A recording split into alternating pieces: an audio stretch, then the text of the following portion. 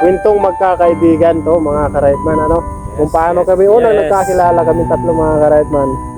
Nag-umpisa to mga ka-Rideman, yung nag-aaral pa kami mga ka-Rideman sa...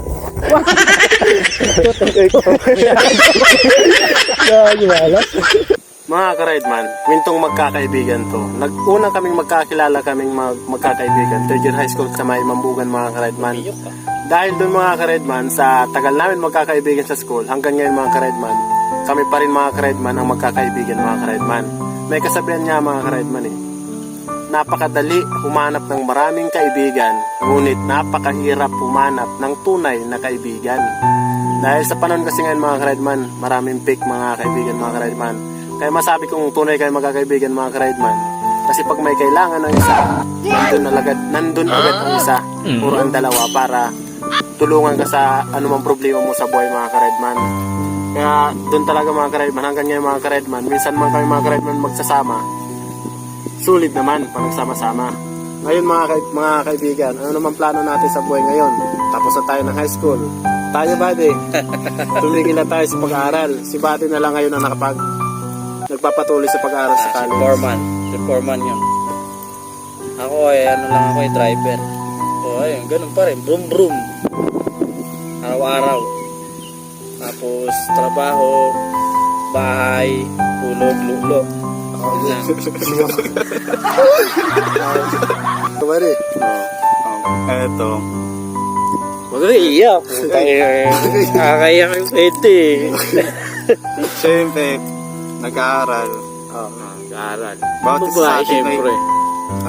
bawat sa atin ay patutunguhan. Ibang way naman, ibang paraan. Meron pa rin patutunguhan. Kahit medyo mahirap o hindi. Meron pa rin. Kasi sa totoo lang kasi mga ka-Rideman, hindi tayo bibigyan ng Diyos ng pagsubok na hindi natin kaya. Kaya binigyan tayo ng Diyos ng pagsubok para lalo tayong tumibay sa mga pagsubok, para laging matatag tayo at kaya natin harapin kung ano man mga pagsubok na dumarating sa buhay natin. Kung may problema tayo, masusolusyonan yan mga ka-Rideman. Basta magtiwala lang, nakakayanan mga ka-Rideman. Basta iwasan lang mga babae. Yeah. Samahan mo ng red doors, tapos manahin pulutan. Ganun lang yun siyempre. Kasi hindi pa naman sa totoo lang mga ka-Rideman, hindi pa naman huli ang lahat eh. Hindi man kami di ba din nakapag-aral, aasawa kami ng Amerikana. Amerikanang? May plano daw kasi itong mga ka-Rideman mag-abroad mga ka-Rideman eh. Sabi nga, hanggat humihinga, may pag-asa.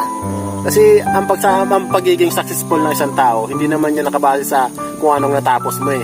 Ngunit kung paano ka magdesisyon sa buhay, kung paano ka magplano at maging klarado para in the future, bongga. Kaya kung nakapangasawa si Bati ng foreigner, sa Amerika na ito mag-asawa, ngayon malayo na. Pilipinas na, nasa Pilipinas kami. Baka si Bati, bongga mo na, kaya plano na ito pa uwi eh. Bibilin ko yung Philippine Airlines. Yun ang pangarap ni Buddy. Si Buddy na malayo makapangasawa ng nursing, no? Si ba? O yung yung attendant ng LRT. Hindi, nakita kasi namin to, may kasamang babae doon. Kung ano niya yun, kambal niya ba yun eh. Pero totoo yun. Hindi. Hindi talaga. Ito, babayero to. Ay, huwag nyo na akong gayahin mga ka-Rideman. Tahimik lang ko, hindi ako babayero mga ka-Rideman. Kita mo yan. Since mga ka-Rideman, di po nagka-girlfriend mga ka-Rideman. Ilan ang natikman mo? Wala akong natikman mga ka-Rideman. Ano lang mga ka-Rideman? Pinaliskisan ko lang mga ka-Rideman. Ilan kaliskis? Ayan. Hindi. Okay. Nagkalaglagan natin ang hindi, huwag ka muna magseryoso. Huwag ka muna magseryoso. Umamin ka muna. Ilan na kayo? Huwag muna tayo mga ka-Rideman. Huwag muna tayo mga ka-Rideman mag-asawa mga ka-Rideman. Dahil binata pa tayo eh. Kailangan natin mga ka-Rideman. Ano? Ayan. Masama yung body. Ayan. Kaya ako, umanap ako ng babae kaso sumama sa raider eh. Wala. Yun naman ang masakit mga ka-Rideman eh. Kaya pag nag-iinom mo yan marat. Tapos siya umiyak. Kala mo yung sumalo. Oo, kala mo yung Siya yung sumalo eh. Siya yung sumalo. Daman-dama talaga yung kanta ng ano. So yun mga ka-Rideman, nandito pala tayo ngayon sa Tanay mga ka-Rideman. Ang ganda ng view mga ka-Rideman. Ano lang, Medyo nagkabulahan lang kami magkakaibigan mga ka-Redman. Yung mga biro-biro lang yung mga ka-Redman, pero yung about sa amin magkakaibigan ng tatlo mga ka-Redman, talagang legit talaga yung mga ka-Redman. Hanggang yun mga ka-Redman, magkakaibigan pa rin talaga mga ka-Redman. Totoo ba yan, buddy? Totoo yun. Kanina nga, may nabangga akong langgam eh. Nag-overtake sa bada.